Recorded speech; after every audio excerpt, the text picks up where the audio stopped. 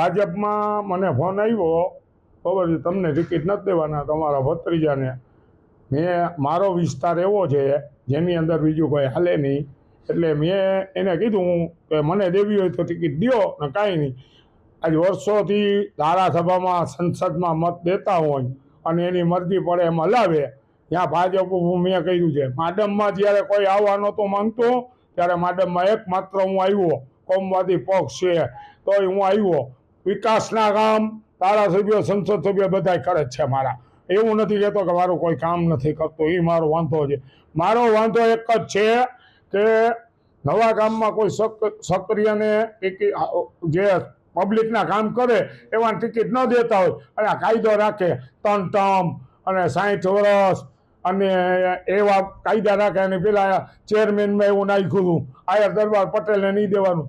તો ગામમાં બીજાની કપાય એ ઝૂકે તો ભલે, હું ઝૂકવાનો નથી. હાથીમાં જવાનો છું, પેનલ ઉતારવાનો છું, પેનલ નહીં ઉતરે. અને ભાજપનો અટાણે દબદબો છે.